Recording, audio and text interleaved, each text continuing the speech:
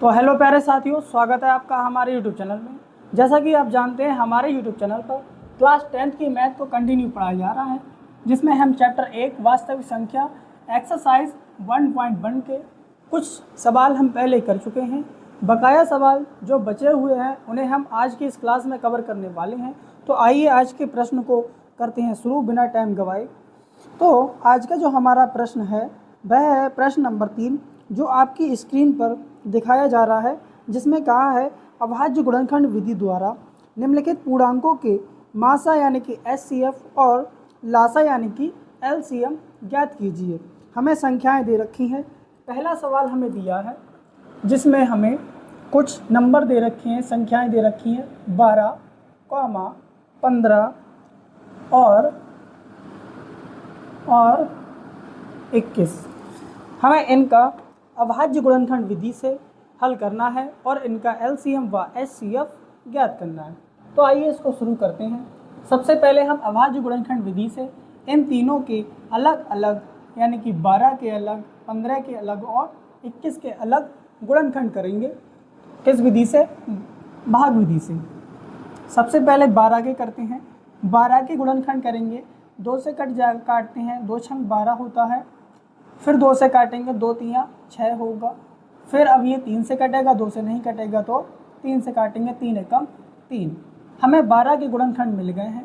12 के जो गुणनखंड बनेंगे वह बनेंगे 2 गुणा 3, 2 दूनी 4 और 4 तियाँ होता है 12। ठीक इसी प्रकार से हम निकालेंगे 15 के गुणनखंड। 15 के गुणनखंडों को भी इसी विधि से हमें निकालना है। 15 है, ये 2 से तो कटेगा नहीं, क्योंकि अगर 2 से काटेंगे तो हमारा एक शेष बच जाएगा। इसको काटेंगे 3 से, 3 से ही कट जाएगा। 3 पंजे होता है 15 और 5 एकम होगा 5। यानी कि जो 15 के गुणनखंड हमें मिले वह मिले 3 गुणा 5। अब निकालते हैं 21 के गुणनखंड।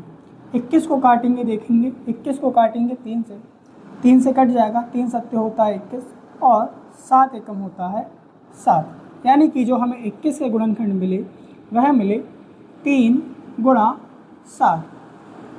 हमसे इस सवाल में कहा है कि पहले हमें मासा निकालना है, फिर इसका लासा निकालना है। तो मासा का क्या रूल है? हम निकालेंगे मासा, मा और सा, यानी कि HCF, हाईएस्ट कॉमन फैक्टर। इसका ये मतलब होता है कि जो संख्या यहाँ पर है वही संख्या यहाँ होनी चाहिए और वही संख्या यहाँ होनी चाहिए। यानी कि तीनों में जो अंक होगा वही हमारा मासा होगा। जैसे यहाँ पर 3 12 के गुणनखंड में मिला, 3 15 के गुणनखंड में मिला, 3 21 के गुणनखंड में मिला, यानी कि जो मासा है वह हो गया 3। अब बात आती है एलसीएम की, यानी कि लासा की, या फिर कह दें एलसीएम, लोएस्ट कॉमन फैक्टर। इसमें क्या होता है, जो हमने मासा निकाला उसको तो एक बार लिख लेंगे और बकाया जो भी संख्याएं बची हैं या जो भी अंक बचे हैं हम उनको भी मल्टीपल में लिख लेंगे। जैसे यहाँ पर 2 बार बचा हुआ है तो 2 बार लिख लेंगे। अब बचा यहाँ पर 5 को भी गुणा में लिख लेंगे। यहाँ पर बचा है 7 को भी गुणा में लिख लेंगे। इन सभी की गुणा करा देंगे। 3 दूनी 6, 3 दूनी 6, 6 दूनी होता है 12, 12 पंजे होता है 60 और 60 की गुणा जब 7 में कराएंगे 6 सत्ते 42, यानी कि 420। इसका जो लासा निकल के आया वह निकल के आया 420। ठीक इसी प्रकार से हम करेंगे अगले सवाल को, सवाल नंबर 2 को। सवाल नंबर 2 जो है वह दिया है हमें 17, 23 और 29। 17, 23 और 29। हमें इन संख्याओं का एचसीएफ व एलसीएम निकालना है। सबसे पहले इनके बहुत जल्दी से अभाज्य गुणनखंड कर देते हैं। तो यहाँ पर देखेंगे जो 17 है, 17 एक ऐसी संख्या है जो या तो स्वयं से कटती है या फिर 1 से कटती है, यानी कि यह कटेगा स्वयं से। 17 एकम 17। ऐसे ही यहाँ पर 23 आया है, ये 23 है, यह भी एक ऐसी संख्या है जो स्वयं से कटेगी, यानी कि 23 एकम 23। अब आया है 29। 29 भी एक ऐसी ही संख्या है जो स्वयं से कटती है, यानी कि इनका जो एचसीएफ है वह क्या होगा, यहाँ पे लिखेंगे, इनके गुणनखंड तो वही रहेंगे। 17 का देख लेते हैं, 17 का आ जाएगा 17 एकम 17 यानी 17 गुणा 1। 23 का जो गुणनखंड है वह आ जाएगा 23 गुणा 1। 29 का जो गुणनखंड है वह आ जाएगा 29 गुणा 1। यहाँ पर निकालेंगे मासा, मासा यानी कि HCF बराबर जो तीनों में होगा वही हमारा मासा होगा। यहाँ पर एक हर जगह पर है यानी कि एक हमारा मासा हो गया। अब यहाँ पर हमें निकालना है लासा, लासा यानी कि LCM lowest common factor.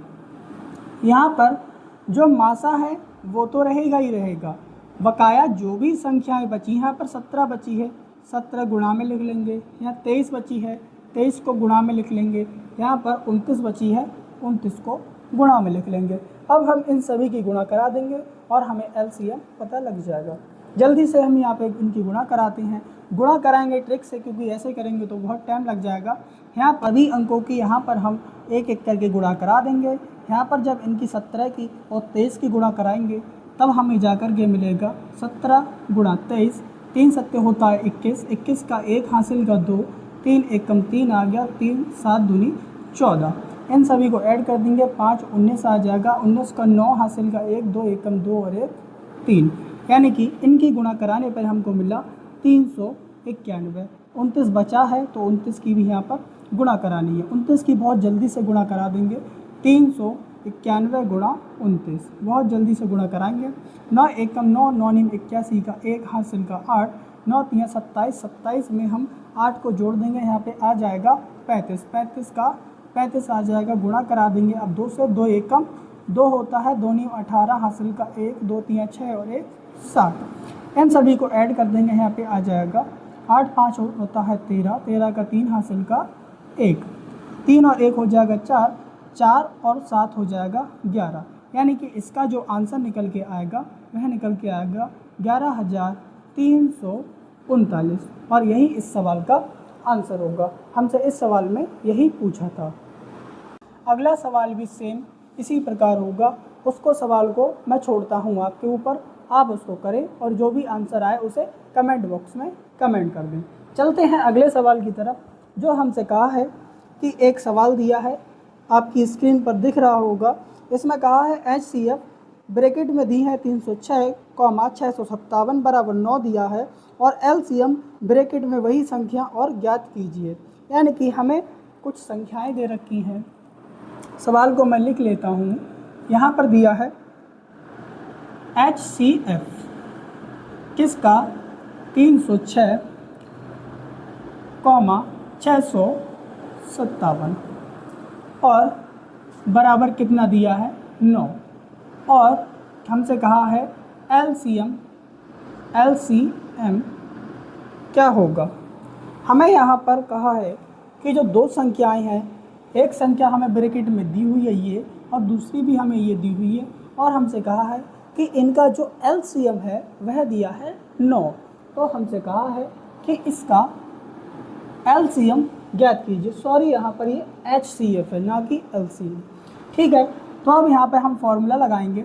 Formula होता है दो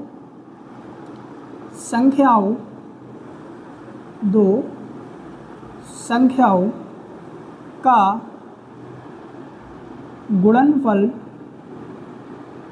बराबर HCF यानी कि मासा गुणे लासा यानी कि LCM। दो संख्याओं का गुणनफल यानी कि पहली संख्या गुणा दूसरी संख्या, पहली संख्या आ जाएगी 306 गुणा दूसरी संख्या आ जाएगी 657 बराबर HCF यानी HCF हमें दिया हुआ है 9, तो 9 लिख देंगे और LCM हमको निकालना है। यहाँ पर 9 LCM के गुणा में है, तो 9 को जब बराबर के इस साइड लगाएंगे तो ये आ जाएगा भाग में। यहाँ पर आ जाएगा LCM बराबर 306 गुणा 657 बटे 9। 9 से हम नीचे से भाग देंगे तो यहाँ पर भाग देंगे 657 को, ये कट जाएगा। 9 7 होता है 63 और 9 3 होता है 27। यहाँ पे आके निकल जाएगा 306 गुणा 73 या फिर 73। और हम 306 की गुणा करा देंगे 73 में। यहाँ पर कर लेते हैं 306 गुणा 73। बहुत जल्दी से गुणा कराते हैं। 6 तियाँ होता है 18 आ जाएगा, 3 तियाँ होता है 9। गुणा कराएंगे 7 छंग होता है 42, 7 तियाँ होता है 21। ऐड कर देंगे 8 आ जाएगा, यहाँ 3 आ जाएगा, यहाँ पर 13, यहाँ पर 2 2, यानी कि इसकी जो गुणा निकल के आएगी 22,338। इस सवाल का जो आंसर होगा वह होगा 22,338 और यही हमारा इस सवाल का फाइनल आंसर होगा। अगला सवाल आपकी स्क्रीन पर दे रखा होगा, जिसमें हमसे कहा है कि जांच कीजिए कि क्या किसी प्राकृतिक संख्या n के लिए संख्या 6 की पावर n अंक 0 पर समाप्त होता है या नहीं। मैं यहाँ को बहुत छोटा सवाल है, यहीं पर इसको सॉल्व कर देता हूँ। सवाल नंबर 5 हमसे कहा है कि हमें संख्या दी हुई है 6n और यहाँ पर कहा है n प्राकृतिक संख्या के लिए क्या इसका मान 0 पर समाप्त हो सकता है या नहीं। सबसे पहले हम 6 के फैक्टर करेंगे। 6 के जब फैक्टर करेंगे तो यहाँ पे आ जाएगा 2 तियाँ 6, यानी कि हमको इसके जो गुणनखंड मिले वह जाकर के मिले 2 और 3, यानी कि 2 और 3। यहाँ पर हम इसके गुणनखंडों में देखेंगे, यहाँ पर लिखेंगे चूँकि 6 के गुणन खंडों में 0 व 5 नहीं है, इसलिए n प्राकृत संख्या कभी भी 0 नहीं होगी। इस सवाल में हमें बस यही करना था। ऐसे सवाल और भी हैं, 12 का पूछा है तो वो भी सवाल ठीक इसी प्रकार से होगा। 12 के जब हम वृक्ष विधि से, भाग विधि से या फिर किसी विधि से गुणनखंड करके उसको इस प्रकार लिख देंगे और उनके गुणनखंडों में देखेंगे क्या कहीं पर 5 है या फिर 0 है। अगर ऐसी स्थिति बनती है तो किसी भी प्राकृतिक संख्या के लिए मान उसका 0 होगा। आशा करते हैं लेक्चर अच्छा लगा होगा और अगर लेक्चर अच्छा लगा है तो इसे लाइक, कमेंट और शेयर करना ना भूलें। धन्यवाद।